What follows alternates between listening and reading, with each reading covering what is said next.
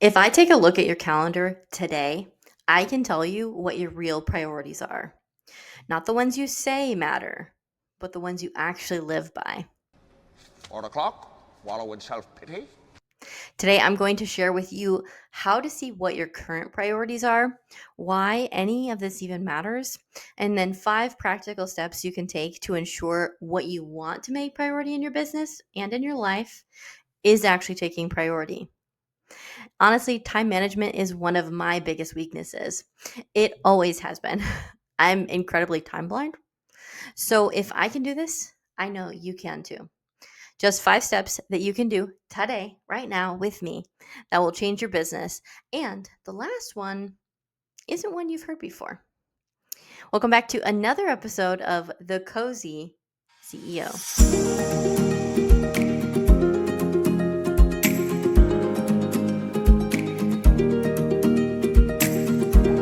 Well, hey there. I'm Kimberly Ferguson, CEO and founder of The Emerald Edge. Here at The Emerald Corner, we don't glorify burnout. We build businesses that work for you, not ones that survive only because of you. One of the fastest ways to see if you're running the show or if the show is running you is to take a good hard look at your calendar. 4:30, stare into the abyss. 5 o'clock, solve world hunger. Tell no one. 5:30, jazzercise. 6:30, dinner with me. I can't cancel that again. 7 o'clock, wrestle with my self-loathing. I'm booked. Because your calendar doesn't lie. If your week is jammed with back-to-back client calls, email marathons, and just one quick fire drill after another, but there's zero time for strategy, vision, or family, well, guess what? Your calendar isn't a reflection of your goals. It's a reflection of chaos. And if you don't take control of it, your schedule will keep running your business instead of you.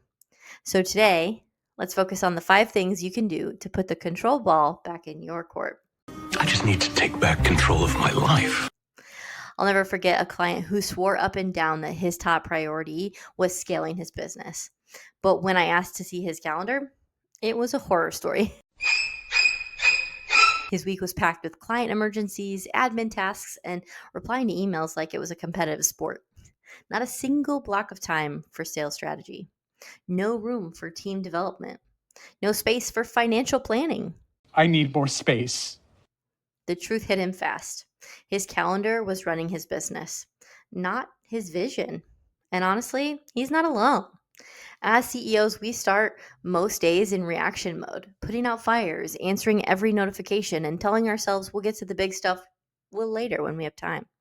I'll do that later. But later never comes. Weeks disappear, goals stall out, and you end up running on fumes, wondering why growth feels so hard. It's too hard. Too hard! So that's why today we're going to talk about how you can take your calendar back and make it reflect your actual priorities, not just your inbox. And if you've ever looked at your week and thought, wait, where's the CEO time in all of this? Well, I've got you covered. Take my free business health quiz. It'll show you exactly where your time, money, and systems are quietly draining you and where you can free yourself up to lead again. That link's below. So to start, your calendar is basically a mirror, and sometimes a brutally honest one. You can tell yourself strategy is a priority all day long, but if the only thing on your schedule is back-to-back Zoom calls and admin tasks, then strategy isn't a priority. Firefighting is. And that doesn't make you a bad CEO. It just means you're letting your calendar drive instead of reflect your priorities. Put out fires and manage complaints. The great news is this is 100% fixable. Once you see the gap, you can start realigning what's on paper with what you actually want. So step 1, we are going to audit your calendar. So go ahead, pull up your calendar right now, wherever it is. Google, Outlook, pen and paper, open it up right now. And let's walk through what to do. Hey, sit down, listen. So first things first, take a note and look at the last 2 weeks and then the next 2 weeks. What's on it? Number 2, grab a piece of paper on the side and write all of those things down. Don't get too detailed, but like what's actually on your calendar. Client meetings, emails, admin work, running errands, etc. Make a list. Check it twice. It says I'm supposed to check it twice. And now think about the things you didn't put on your calendar, but you ended up doing. Maybe instead of what you planned, or maybe in addition. And then pause the video. Pause it, really. Come back once you have a good full list that really encompasses what you actually spent your time doing. You're going to need it for the rest of the video. That was a good one. Pause longer. If you've never used the Eisenhower Decision Matrix, it's time to grab the tool. It's like a filter for your calendar. Here's the very basic breakdown, but I did cover this a little bit better and in more detail in a video I'll link above for you. So first you have urgent and important. So these are the things that we need to do first. So do it right away, put it on your calendar first, whatever that looks like for you. These are the most important things for your business. Good. I'd like to get in, get on with it, get it over with, and get out. Next, we have important but not urgent. These are your CEO gold, strategy planning, vision, all those things, right? Protect this time fiercely. Put it on your calendar, but maybe not right away. We'll come back to this one later. That's CEO talk. That's CEO talk. Hug. Then we have urgent but not important. Delegate it. Seriously. Again, we'll come back to this one, but delegate it. It's your responsibility to delegate and sub-delegate. And then if it's not urgent and it's not important, what are you doing it for? Stop doing it. That quick peek at the Instagram analytics, that belongs here. This is a complete waste of time. If your schedule is all urgent all the time, you're not leading, you're just firefighting. The CEOs who grow sustainably are the ones who intentionally spend more time in the important but not urgent zone. That's where long-term growth happens. If the decision matrix doesn't feel quite like you, I have another option. Pull out another piece of paper. Let's bring something to write with and something to write off. And I want you to create 3 different columns. So in the first column, column A, this is where you're going to put all the tasks that you love doing. These are the things that are like your superpower. You do them better than anyone else, or at least better than most people.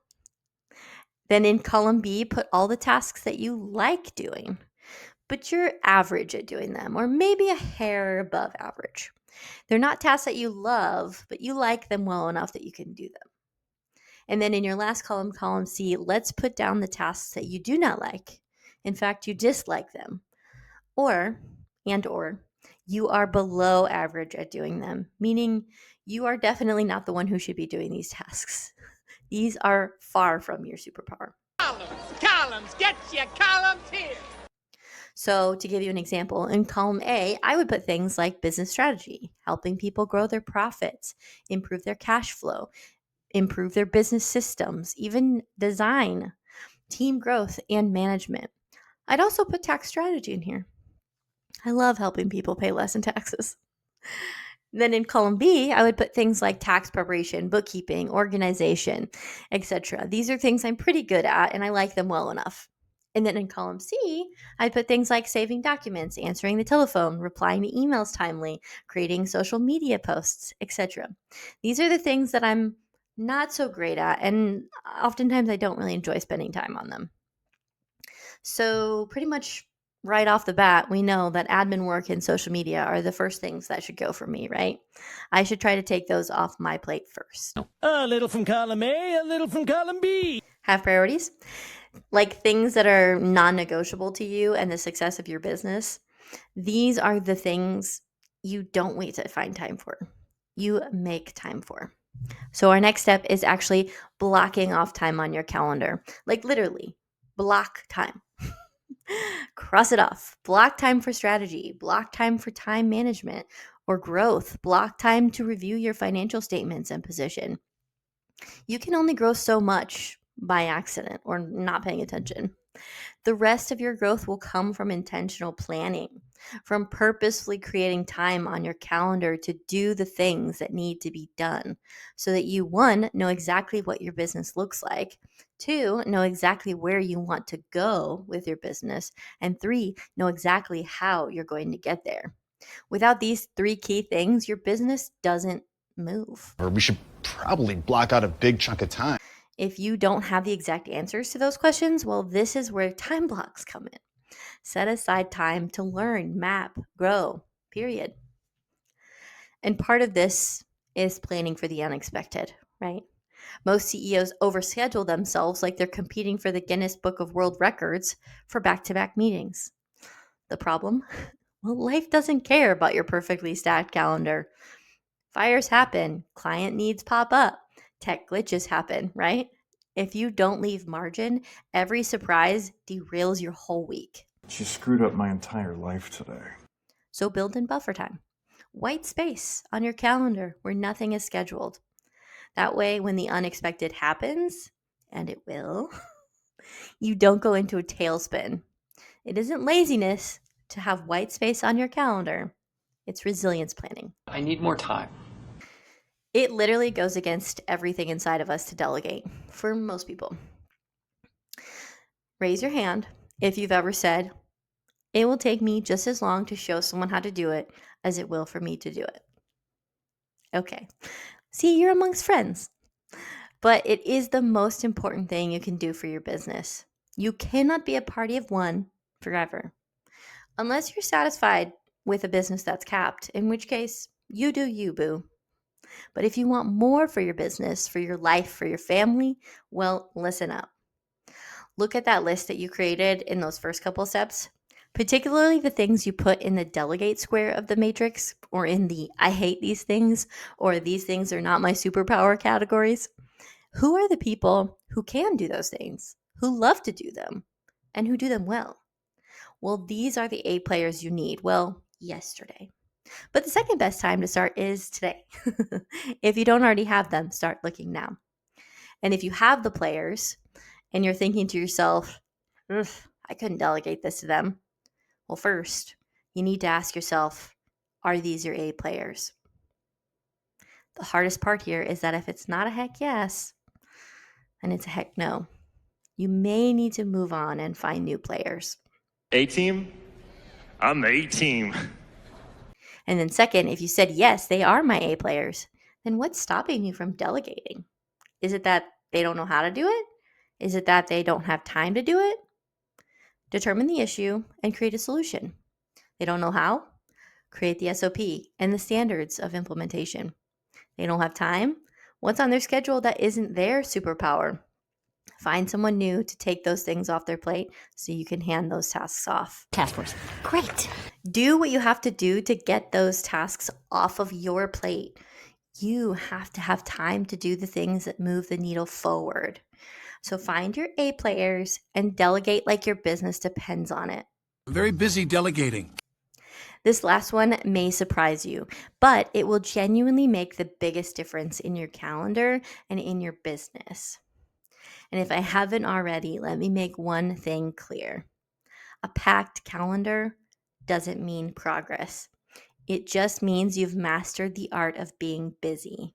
And if you saw my last video, you know that busyness is the least important or interesting thing about you. You can absolutely run yourself ragged with 37 color-coded blocks on your calendar and still end the week no closer to your actual goals. That's not productivity. That's glorified hamster wheeling. True productivity is when the right things are on your calendar, the tasks that move the business forward, not just keep it afloat. Busy CEOs ask, what can I fit into my schedule? Effective CEOs ask, what deserves a spot on my schedule? Big difference. Our time is too valuable.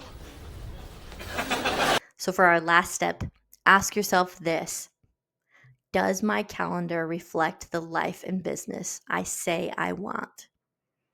If your goal is more strategy, more growth, more freedom, but your days are filled with admin, hand-holding, and inbox zero marathons, there's misalignment.